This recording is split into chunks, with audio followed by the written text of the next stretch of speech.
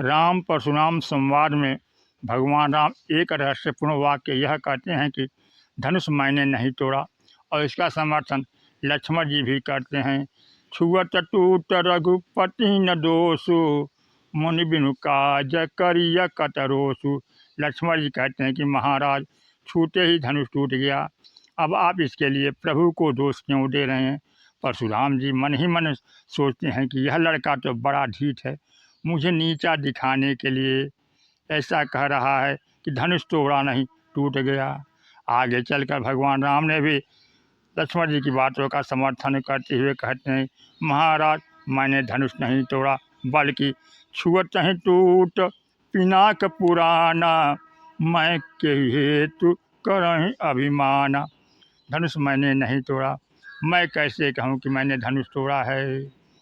परशुराम फरसा लेकर धमका रहे हैं कि धनुष किसने तोड़ा। श्रीमद् भागवत में भी ऐसा वर्णन आता है। एक दिन बालकों ने माँ यशोदा को से शिकायत की कि श्री कृष्ण ने मिट्टी खाई है। यह सुनकर माँ ने तुरंत धमकाते हुए बुलाया और हाथ में छड़ी ले ली और डांटते हुए पूछी, कन्हैया क्या तूने मिट्टी खाई है। भगवान कृष्ण कहते हैं, ना हम भक्षितवान अम्बा, माँ मैंने मिट्टी नहीं खाई। उन्होंने कहा कि तुम्हारे जितने साथी है वे सब कह रहे हैं। श्री कृष्ण बोले, सर्वे मिथ्या विशंसिनः, ये सब के सब झूठ बोल रहे हैं। इस पर यशोदा मैया ने कहा कि तुम्हारा भाई बलराम भी कह रहा है। राम अवतार और कृष्ण अवतार में इतना अंतर जरूर है। भगवान राम का समर्थन लक्ष्मण जी करते हैं और दोनों भाइयों ने एक ही बात कही, लेकिन कृष्ण अवतार में बात उलट गई, क्योंकि दोनों भाइयों कृष्ण और बलराम में कभी कभी ठन जाती थी। अतः यशोदा जी ने बलराम से पूछा कि कन्हैया ने मिट्टी खाई है या नहीं। बलराम जी ने कहा कि अवश्य खाई थी। अब भगवान यह कैसे कहें कि ये भी झूठे हैं। इसलिए उन्होंने कहा कि माँ, यदि तुम्हें विश्वास न हो तो एक उपाय है। स्वयं पश्मे मुखम, तुम स्वयं मेरा मुख देख लो कि मैंने मिट्टी खाई है या नहीं। किंतु जब भगवान कृष्ण मुख खोलते हैं तो बहुत एक रोचक कथा आती है। साधारण बालक होता और मुँह खोलता तो उसकी जेब में मिट्टी लगी दिखाई देती। श्रीमद् भागवत में वर्णन आता है कि श्री कृष्ण ने अपने मुँह को जब खोला तो सारे ब्रह्मांड का साक्षात्कार यशोदा जी को करा दिया। अपने मुँह में ब्रह्मांड को दिखाने का तात्पर्य भगवान कृष्ण का है कि बाहर की वस्तु को खाया जाता है, लेकिन यहाँ तो सारा ब्रह्मांड मेरे भीतर समाया हुआ है, अतः मैं बाहर से क्या खाऊंगा। देखने वालों की भूल के लिए मैं क्या करूं।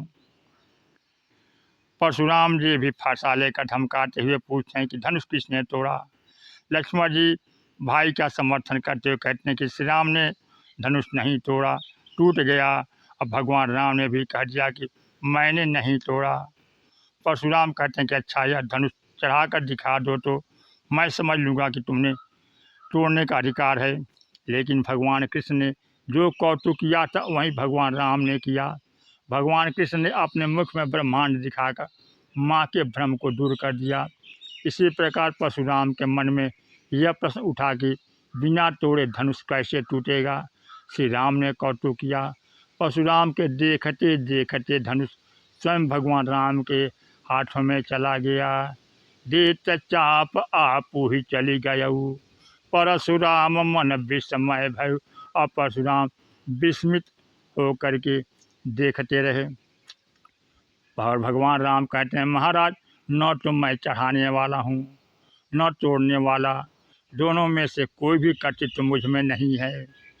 भगवान अपनी इस क्रिया के द्वारा अपने उस कर्तव्य रहित कर्म की ओर संकेत करते हैं कि जो उनके स्वरूप की विशेषता है।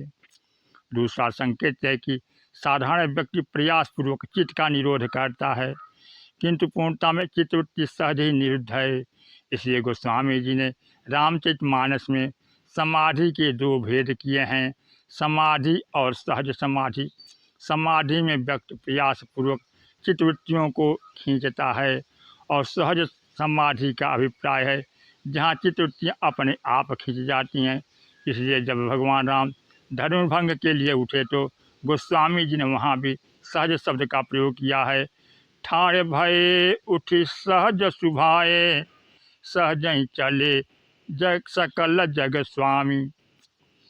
भगवान श्री राम ने विष्णु भगवान के धनुष को सहज भाव से चढ़ने दिया, जिसका तात्पर्य है कि महाराज खींचने की आवश्यकता मुझे नहीं है। वस्तुतः अंश का स्वभाव है कि भगवान की सहज स्वयं पूर्णता के समक्ष वह स्वतः खींचा चला आता है। धनुष अंश है और ईश्वर की ओर अपने आप चला गया। धनुष बड़ा बुद्धिमान था, उसने दूसरे के अनुभव से लाभ उठाया। वह स्वयं परशुराम को छोड़कर जल्दी से भगवान राम के पास चला गया। धनुष ने सोचा कि भगवान ने अभी थोड़ी देर पहले एक धनुष को खींचने की चेष्टा की तो वह टूट गया। यदि कहीं उन्होंने मुझे खींचा और मैं भी टूट जाऊं, इससे अच्छा तो नहीं होगा कि मैं स्वयं खींचकर उनके पास चला जाऊं। बलपूर्वक खींचेंगे तो यदि कहीं तनिक भी कठोरता होगी तो टूटने का भय बना रहेगा, इसलिए धनुष स्वयं चला जाता है। इस प्रकार तीसरी दृष्टि से देखें तो ईश्वर का लक्षण है, जो चेतन कहाँ जड़ करई जड़ ही करई चैतन्य। जो चेतन को जड़ और जड़ को चेतन बनाता है। धनुष देखने में तो जड़ है, किंतु यदि वह परशुराम जी को छोड़कर भगवान राम के पास चला गया तो उसने बता दिया कि जब तक मैं आपके पास था तब तक जड़ था, लेकिन जब जड़ ही करही चैतन्य आ गया, साक्षात ईश्वर आ गया, तो मैं आपको छोड़कर स्वयं जा रहा हूँ। इसी से पहचान लीजिए कि श्री राम ईश्वर हैं और अपने अंतःकरण की भ्रांति को दूर कर लीजिए। धनुष खींचने के पश्चात चित्रवृत्ति के संरोध की प्रक्रिया का वर्णन किया गया है। धनुष ने स्वयं भगवान के प्रति समर्पित होकर यह संकेत किया कि चित्त का भगवान की ओर सद्भाव से आकृष्ट होना, समर्पित होना ही सहज समाधि है। यह स्थिति तब आती है जब परशुराम गदगद होकर 9 बार जय शब्द का प्रयोग करते हैं और कहते हैं, महाराज आपने मुझे 9 गुण वाला बताया था, किंतु अपने में तो एक भी गुण स्वीकार नहीं किया, केवल धनुष में स्वीकार किया। अतः 9 गुण समदम तप शौच आदि जय शब्द के द्वारा ये 9 गुण आपके चरणों में अर्पित करता हूँ। लीजिए, ये 9 गुण भी आप ही ले लीजिए। इसका तात्पर्य है कि समस्त गुणों को स्वीकार कर लेने के बावजूद उनके द्वारा लोक कल्याण करने पर बंधन की सृष्टि न हो, यह सामर्थ्य तो आप में ही है, राम में ही है। परशुराम ऐसा स्वीकार करते हैं, इसलिए परशुराम अपना धनुष अर्पित कर देते हैं और ब्रह्म तत्व की प्राप्ति हेतु यात्रा कर देते हैं। इस प्रकार से परशुराम जी भगवान राम और लक्ष्मण की स्तुति करते हुए कहते हैं, जय रघुवंश बनज बन भानु गहन धनुज कुल दहन कृषानु। जय सुरभिप्रधेनु हितकारी जय मदमोह कोह ब्रह्महारी। आप धनुष बाण लेकर आए और मैं भी फरसा लेकर आया, लेकिन मैं तो इससे लोगों पर ही प्रहार करता रहा, जबकि आपने दुर्गुण और दुराचारों का विनाश करने के लिए अवतार लिया है।